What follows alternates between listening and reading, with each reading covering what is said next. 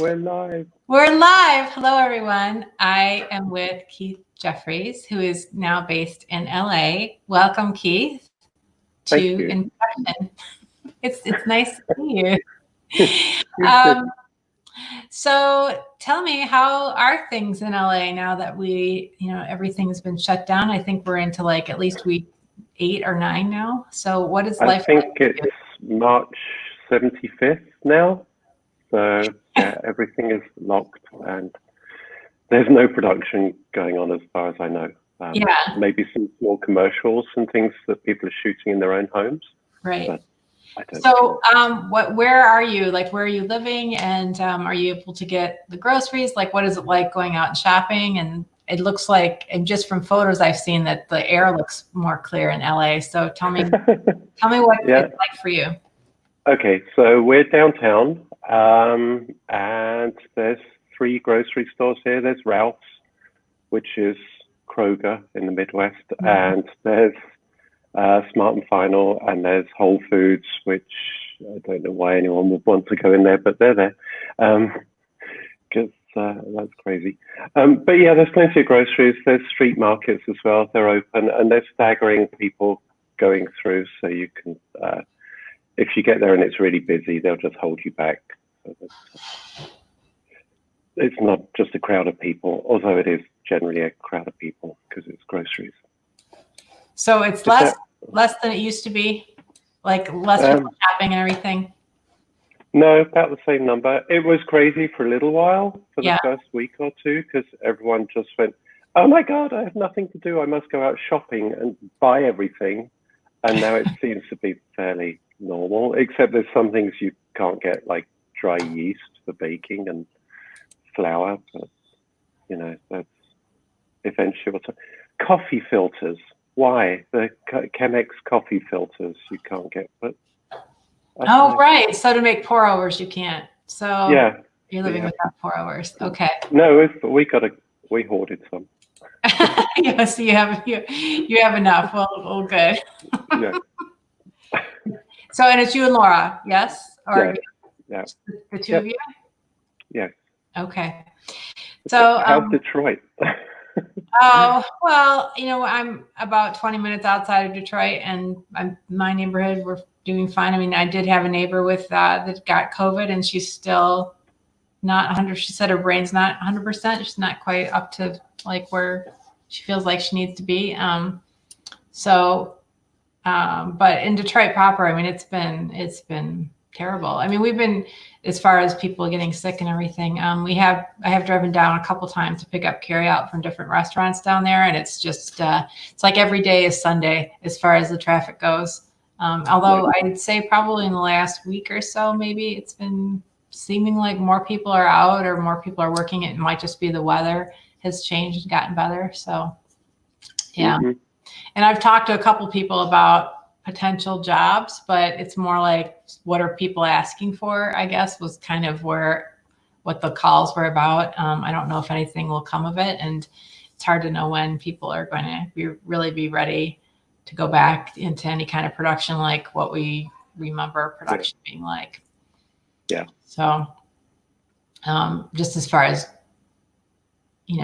being so close to everybody all the time, being close to the talent that you're interviewing or working with and everything. I don't know. Yeah. I don't know. There's lots of speculation, but I don't think anyone really knows anything. Right. I saw the UK were opening up, but then UK films, how many per year are there?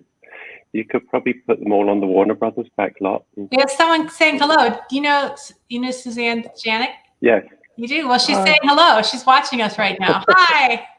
It's so exciting when people actually comment and say where they're coming from. So it looks like we have 10 people watching. I think that might be a record from my show. So excellent. How do you tell? Can you see that? On the StreamYard app, it shows me like a little eyeglass shows me how many people are watching. So that's how it works. So yes. So well, I'm glad that it sounds like you're doing all right. So tell me, I think you've been out in LA now for 4 years, right? Yeah. Going on 5. You have another fan. Who? Yes. Oh, I don't I don't know how you reply to these, so hi. There's no chat. I don't know who these people are, but it looks like you've got some fans out there. So you've been in LA for like 4 years now, maybe? Is that right? Yeah, four, 5. Yeah, it'll be 5 in July, I think. Yeah. Okay. And so if you can go back and tell us, like, before you went to LA, like because we recognize that your accent's a little different. You're our first international guest, although you're not really, well, I guess you are an American citizen now. So I know that happened, but that was more recent. So tell us where you're from and then how you ended up in Michigan and then when you went to LA. So tell us the story of Keith, please. Okay. Edited down. Yeah. Nobody's going anywhere. We have lots of time. Oh, okay. All right. The full story. No, the edited story. You don't want. Hi, Michael. So I'm originally from the UK, obviously, and I used to work with Lucy on various newspapers. There she is. And I did a whole cable TV thing, went to work for the BBC, directing for a while. Did you go to school for film? Yes. No, I went to school in Manchester University and studied philosophy of science and biology and all that stuff, and thought that sounded really horrible. But I spent all my time at college going to the pictures and watching Nightmare on Elm Street and all that kind of stuff, and actually some great movies, Apocalypse Now, and just amazing stuff. And then I left college and thought, oh well, I have no idea what I want to do, but I don't want to have a lot of debt. Although at the time the debt wasn't as much as it is now for college students. So I worked at McDonald's bun factory for the summer and paid off the credit card debt, and that was really horrible. And then I quit that because it was truly, everyone should work in a factory because it is a truly horrible experience and you should just know how bad that is. And I quit, and then the unemployment people said, you can't have any money because you quit that job. And I went, oh, okay, what can I have? And they said, you can go and learn to type. You can learn to touch type at the local college. And I went, that sounds useful. So I did that, learned to touch type. My dad found an advert in the paper that said the BBC were training cameramen or camera operators, as it would be now. And I applied, and there were hundreds of people applied. So I made a portfolio up out of all my photographs and went down to London, had 16 by 10 prints made, took this portfolio. My friend who'd gone to college for photography got an interview. He was in the first round. So I phoned them up. I had no fear. I just phoned up the BBC and said, hey, my friend's got an interview, so I wonder when you've scheduled mine for. And they went, you're not in the first round of interviews. And I went, oh, well, okay, when's the second round? And they said, whenever it was, and come by then. So they were so shocked, they just automatically put me through to the second round. And meanwhile, I kept applying for other BBC jobs. Yes. So I went along for the interview. It was at the Open University in Milton Keynes, but it was the BBC, and they have the best training. And I learned so much from the questions they asked. I learned stuff that I still use to this day because of the questions they asked.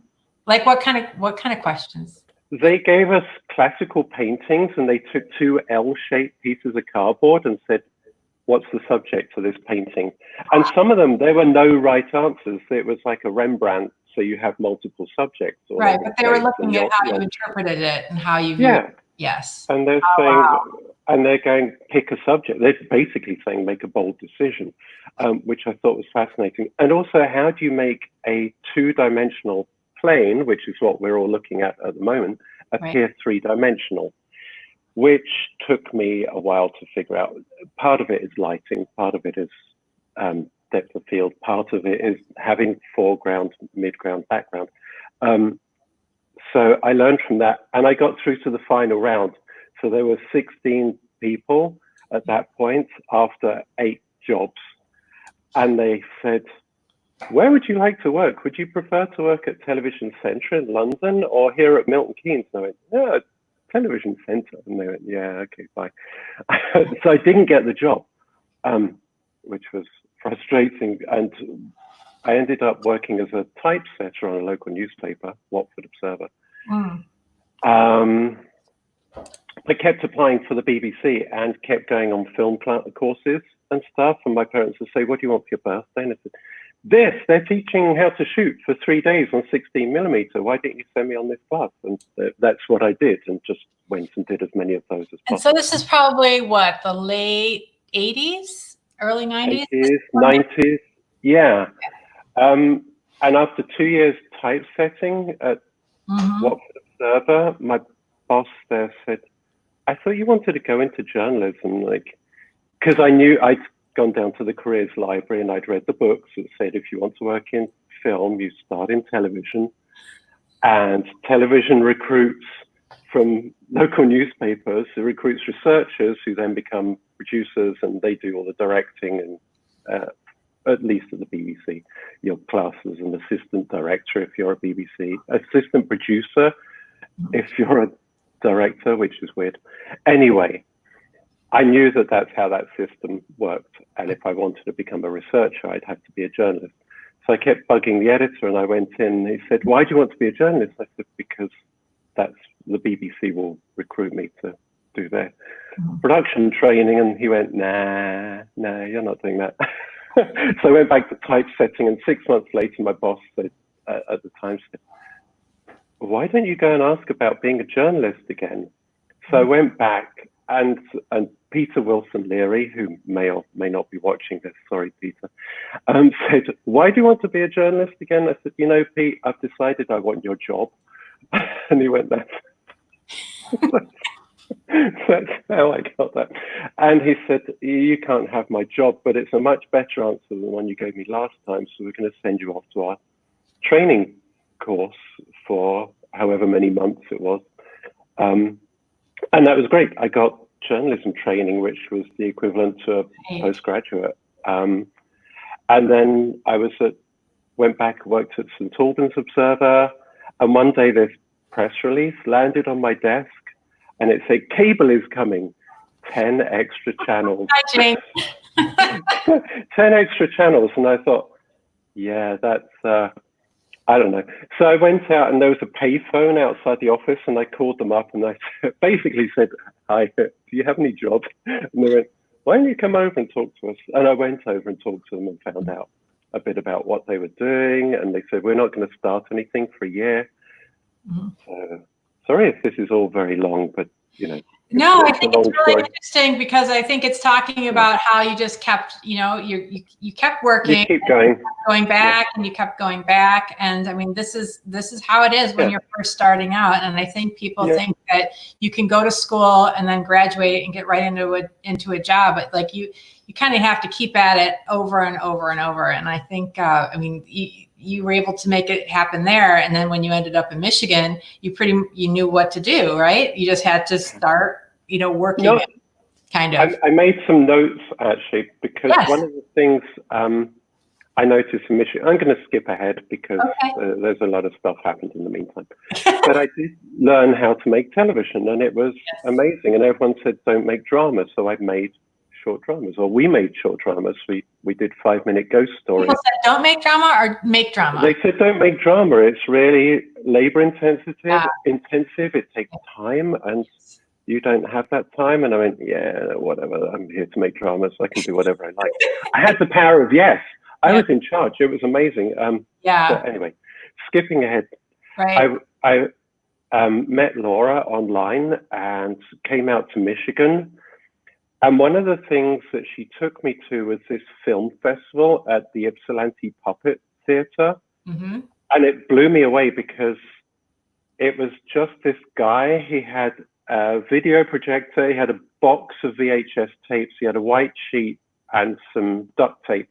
He duct taped the white sheet up onto the curtains, and then just started projecting stuff. And that was the film festival. And I went, wow, this is what America is. This is, I think, what people forget is there's this can-do attitude, and there's this, if you want to do something here, you just do it. You don't wait for permission, or you don't wait for a grant.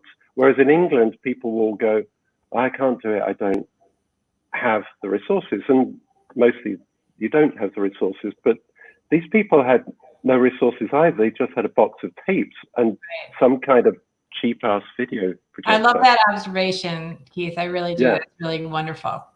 You can just go out and do stuff, which I think people can. And no, it's not always easy, and it's not easy for everyone to do that. But I was so impressed with these people. So I noticed that they had a short film series at the Michigan Theater in Ann Arbor. And when I moved out to Ann Arbor on a fiance visa, you can't work on a fiance visa. You have to wait until you're married, and then they'll give you the green card and all that. Okay. But I went to the Michigan Theater and I said, you used to do a program called Cinema Slam, which was basically short films made by local people. Could I do that for you again on a volunteer basis? And they went, you think you can fill an hour to an hour and a half of programming on a Tuesday night? And I went, yeah, absolutely. And they let me, which again blew me away. At 7 o'clock, the big local theater said, yeah, you can have the screening room. Yeah. And so I started doing that because I thought that's how I'll meet other filmmakers in the area. Mm-hmm. I'll bring them all together. And that kind of didn't work the way I thought it would work. What ended up happening was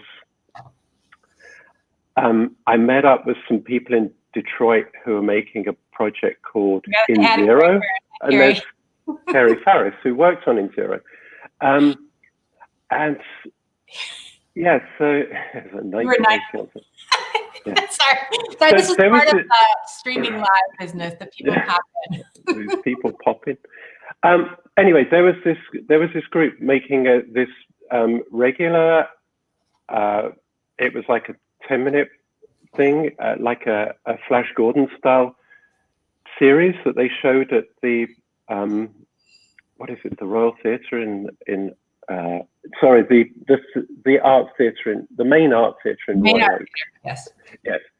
And they said, come over and see what we're doing. So I went over to the main art theatre and I was getting 20, 30 people coming to Cinema Slam on a good night, maybe 40. And I went in and they had 400 people. They filled the theatre. It blew me away. And I'm like, wow. Oh, this is where I need to be. You have filled this theatre, and can I help you? Can I be involved in your project? What can I do? So they went, why don't you, they said, what do you do? I said, well, all my paintings got stolen moving to the US. So I bought a lighting kit. So I've got some lights. I've got this Mole Richardson lighting kit. I can come and do some lighting for you. They said, okay, why don't you come and be a grip? So I think I did that for like one weekend, and then they went, hey, you seem to know what you're doing. Maybe you should DP this. I'm like, okay. So wow. Interesting. You didn't start out. I'm sorry, you didn't start out wanting to be a DP. You've kind of evolved into. Actually, what happened was I shot 2 short films in the UK. Because I was working at the BBC and a friend of mine had made a short film on Super 16. And I went, how did you pay for that? And he went, I remortgaged my flat. I'm like, oh, that's why you buy property, so that you can take out a loan on the property and then you can make films. You know, not really thinking about that. But I remortgaged my house. I remortgaged my flat. Well, I bought somewhere and then remortgaged it twice to make short films, one on 35 millimeter and one on Super 16.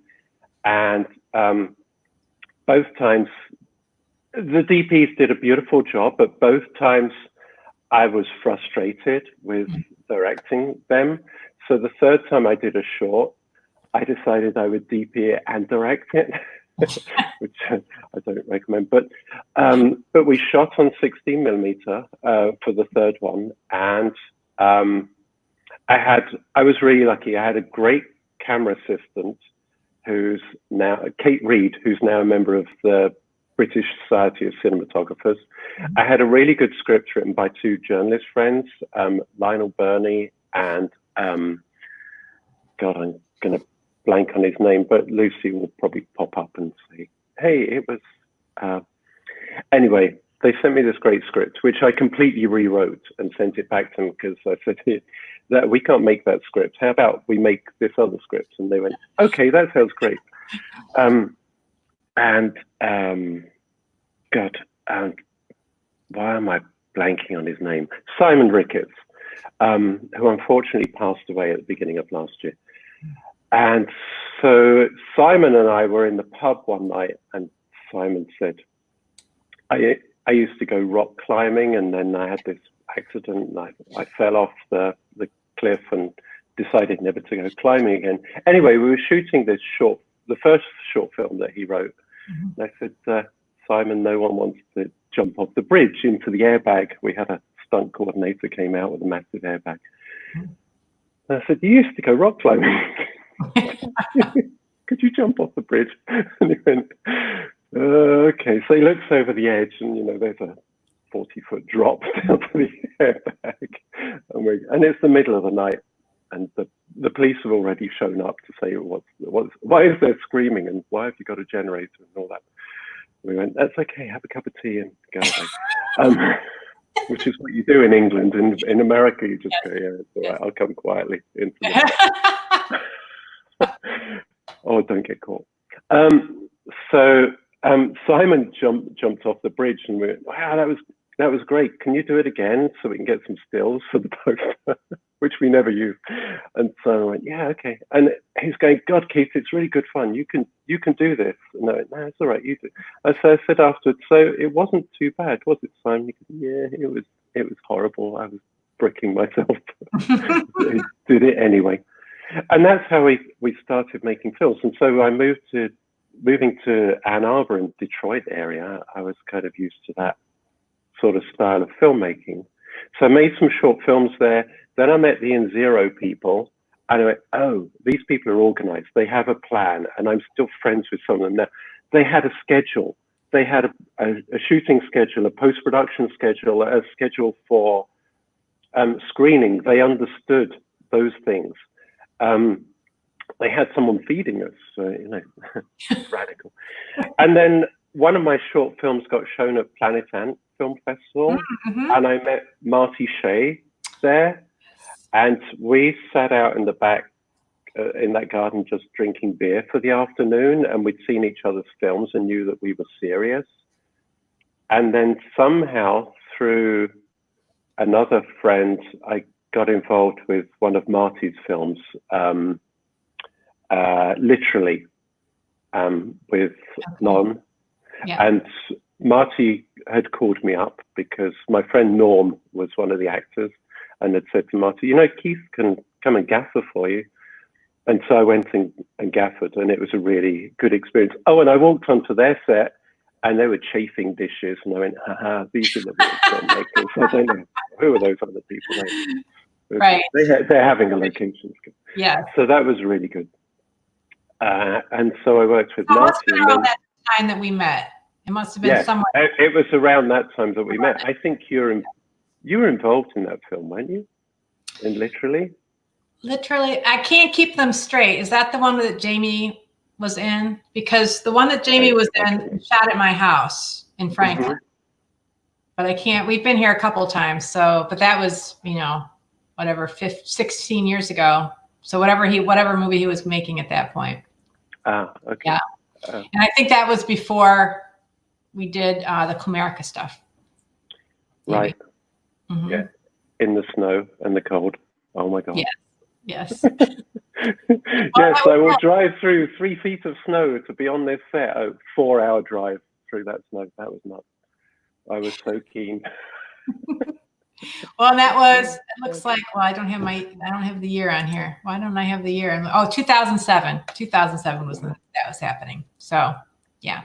So I'd like to take a look. I can share my screen, and so we can look at some of the work that, it was so strange when I was watching your reel. I was like, how come I haven't seen any of this thing? I haven't seen any of these things before. So I don't even remember what they are. So I'm going to, you can like talk over your reel, and I think that we'll still hear the audio and we'll hear you. So that if you just want to share a little bit about sorcery, what these things are. Let's see. What sorcery is this? Oh. So what movie? What's that? This is Control. This is a sci-fi short that I shot with my friend Carrie, not Carrie, Carrie. Yep. The black and white is by Nick Gilbert. This is all back screen projection on this. This is God. Can you pause it for a second? Yes. I have no control. Okay, so this is The Stooge, which I made with another friend, Rogelio, and it's a story about magic. It's written by Christopher Priest, who wrote The Prestige. I talked to Wally Pfister, who shot The Prestige with Chris Nolan, and said, "So, what was your style for The Prestige?" He said, "Oh, it was all real firelight whenever possible, and it was handheld 35mm." I went, "Yeah, not doing any of that. We're going to have lights with tungsten spots, and it's all going to be on a dolly." So that's what we did, and I was really lucky with my crew on this. This is my friend Don Starnes is our gaffer, which is cheap because Don is an established DP, and my friend Amy is our key grip, and used a pseudonym on this to come out. Oh, I love that. That was a gorgeous shot. There's so many good images here, Keith. Oh, this was all storyboarded by Rogelio, and I tried to stick to his storyboards as much as possible to get some of these looks. And occasionally you see something else and you get it, but this and Control, I think, were just incredibly well planned, just in terms of how much work the directors put in and making. Yeah, I thought this is one of my favorite images of your reel here. So we hazed this up like goodens because there isn't. This is some hall in Burbank, North Hollywood area, and it. So this is since you've been to LA. You've done this. You've done this since you've been to LA. Is that right? This is all. So this is recent work. I guess that makes sense. Why? Okay. Yeah. This is something we did for a project. This is a short called Wonder. Some of this stuff is lit with 2 lights and nothing else, some lights that are in the ceiling, and we pointed at the people. This was a short piece that I, again, did with another group of friends. Got an established... Can you pause this one for a second? Go back a bit. It's gone. No. Nate Goodman came out and directed that last one with us. Nate shoots all kinds of things. He shot Swamp Thing and Heroes. Anyway, tons and tons of great TV and films. This is also Nick Gilbert. You know, when Nick Gilbert said to me, this was the first time someone had said to me, "What camera do you want to shoot this with?" as opposed to "What camera do you own and what can you bring for free?" And I said, obviously I want to shoot on the Alexa, please. And we shot some Super 8 for this as well, which you can see some of this stuff. So this is the film that you and Nick were touring recently at film festivals, yeah? Yeah. Okay. Yeah, that's going around. This is with, this last one is episode 1 of a series. It's a web series. They're 5-minute episodes. It was done for a competition. Oh, can you, sorry, go back a few, can you rewind it a little? Drag the cursor back. Further? Keep going, keep going, keep going, keep going, keep going. There you go. That'll do. That's fine. This is shot in a brewery in Van Nuys. Best plan ever. They gave us the brewery for free to shoot in. So McLeod's Brewery very kindly let us film there. And this is written by Jeff Myers, who I'd worked with in Michigan. And I met in Michigan. Jeff now lives in Northern California and asked me if I'd DP this. This won a contest and they gave us the money to shoot the rest of the series, and it wasn't much. I mean, I think they gave us a couple of grand an episode. We had $5,000 to shoot this 5-minute pilot, which is kind of nuts, but we did it. And then we had a couple of $1,000 an episode to shoot the rest, but we finished the rest, and I directed some of the rest of the season, and got Don Starnes to come out and DP for me. I love this too. I love this close-up of her. I don't know why. I think it's because of the way that it's her hairline. This is my first experiment with lens whacking, pulling the lens off the camera and letting light flare through the back of the lens. It's a story about a woman with Alzheimer's who's losing her memory, and it was just a treatment that seemed appropriate. I thought it was beautiful. I thought it was really beautiful. Yeah, look at that. Yeah. Oh, but you're talking about you see these flares coming through, but this is all about her losing her memory. And yes, I thought it was really lovely. It stood out to me as far as when I was looking at the reel. Interesting. This is control again, because I wanted another shot in there of that, and this was. So tell me, why did you pick this aspect ratio for your reel?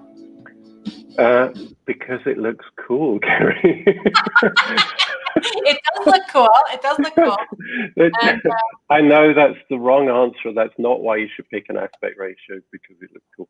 But at the time, that most of that was from a year or two ago, and at the time, that's what everyone was doing. And I would shoot stuff in 16:9, and the director would send me the film back to grade it, and it would all be cropped, and everyone's heads would be chopped off like this, and you go, wow, why didn't you tell me? Because we could have framed for that, and it would have been so much better. But yeah, that aspect ratio is interesting. And so if you go back and look at those different films, I mean, there is a reason for using that aspect ratio. Control is all about the actress Jamie being isolated in space. She's on her own, so you want to have this feeling of emptiness around her.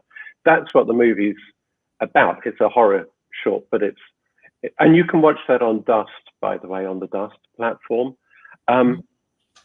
It's about her being alone in space, so it's actually an appropriate aspect ratio for that. I'm trying to think what the others were, but yeah, so there was a reason to use that. It also forced me away from just using standard 16:9 framing. You start getting locked into, I'm always going to put the actor here, or I'm always going to put, once you can clear your head of that and look at just, is this composition balanced? Does it tell the story? That's way more important than having someone leaning over your shoulder going, make sure their eyes are on the thirds, and you're going, really? Could you talk to the actors? That would be nice. Which is odd, because now I find myself saying the same things that DPs used to say to me when I was directing.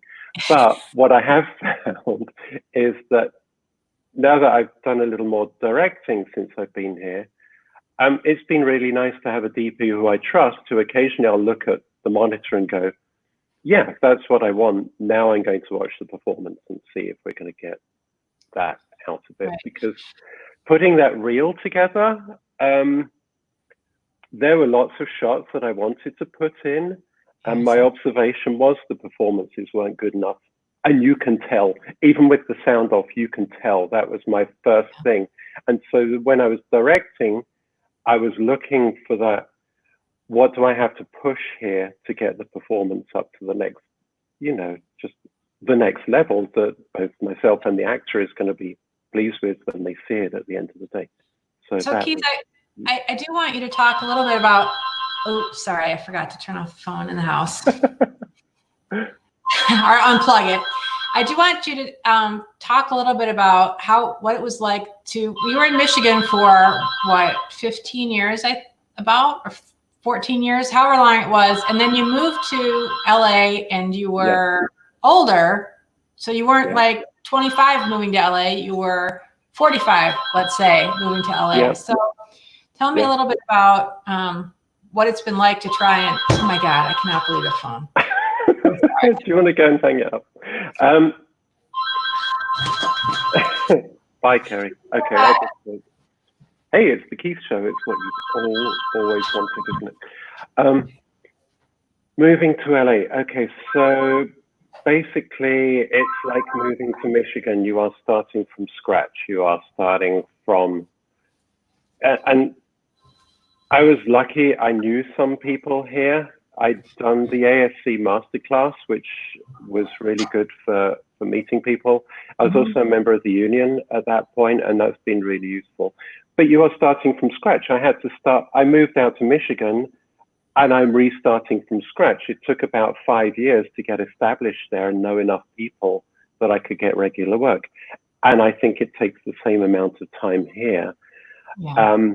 And what I wish I'd done in Michigan, and anyone watching, take note, is to start as a camera assistant or a camera PA, or just, start at the bottom and work up rather than try coming in at the top or the middle, because no one knows you. And it's way more important that people know you than that you can do the work. Lots of people can do the work. I can obviously do the work, but if no one knows me and no one trusts me, then I'm not going to get jobs. So I have to show that I can do that. And the Michigan Theatre trusted me to do Cinema Slam because they'd seen my short films on 35 millimeter.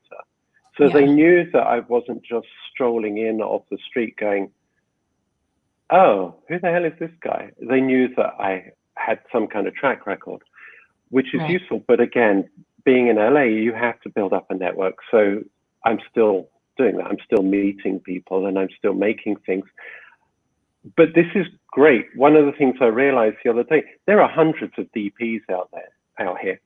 And I'm a union camera operator and I want to keep doing that, which means I have to know a lot of DPs. And they already have a stable of camera operators who they know and people who are coming up. So it's a slow process. But at the same time, there are a lot of directors who I can go out and work with who are up and coming. And I said I'd never shoot short films again. And the first year or second year I was here, I went out and shot 12, about one a month. Wow.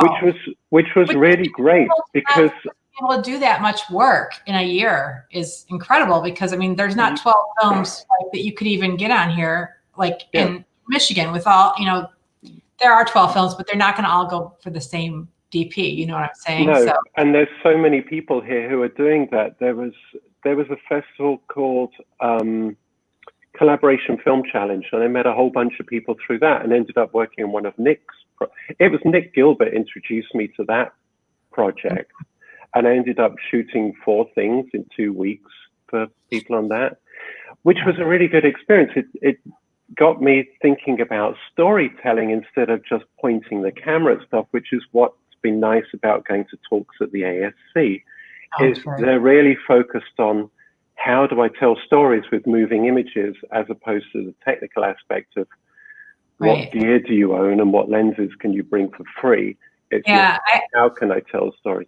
I have to say that, even in just the few weeks that I started having these conversations with people that I've worked with over the last couple of decades, it's gotten me thinking more about doing more personal work, more narrative work again, because I feel like the last decade, I pretty much just haven't really thought about what stories do I want to tell, or, I'm interested in telling someone else's story and doing it in a non-fictional way. It's just, I guess now I have the opportunity to be more in my head. And so I guess, that sometimes you need a real dramatic shift. And for me, it was like being sequestered for 8 weeks now that I'm thinking like that. And for you, it's been the move to LA. So it sounds like you guys made the right move. And I do want to say, so I you can just pass this on to your lovely wife, that I think about her all the time when I see her work, and I follow her on Instagram, and I love her work. And that I know that you guys were kind of waiting until her kids were out of high school before you made the move to LA, and that she really dove right into her fine art again. And I just so admire it. And I know I don't remember seeing that much of it when you were here in Michigan, and I'm sure she was working. There's opportunity here because there's a critical mass of people. There are multiple art galleries as opposed to Ann Arbor, which have maybe 1, 2, or you can go out to Chelsea and there's an art gallery there. But here there's dozens, and it's not, and it's the same with filmmaking. A lot of creative things, the same with music. And yes, there's a lot more competition, but that you have to assume that you're going to rise to the top of that. Right. The other thing is, I think I've got the experience of working with lots of different people here, which is why it was good. In Michigan, there's a few good people, you know, but you can meet them all. You can meet all the filmmakers in Michigan in 5 years, and it's totally possible. That's not going to happen here. Well, all the good ones anyway. You'll meet some others, I'm sure. But yeah, whereas here you'll meet a whole range of people, and so you can start to work on things like, how do I deal with on-set politics? How do I deal with directors who are frustrating to work with, and what strategies do I use to keep going and get through the project and deliver something that looks good and that everyone's proud of. And it's interesting that out of those dozen films that I shot in a year, there are two directors I love working with, at least two, probably 4 or 5. There are a couple who I probably won't work with again, or who won't want to work with me again. But that's okay. That's okay that we found that out by doing something short rather than going, let's do a 90-minute feature and shoot that for 2 months and then discover in week 2 that you're going to, you know, leap over and just them out. Yes, I mean, it's easier to get through like a 3 or 4 day shoot with you can do that with anybody, but to be attached to that kind of person for 3 or 4 months, I think you really want to know who you're going to be working with, because you need to have the trust and just the work compatibility.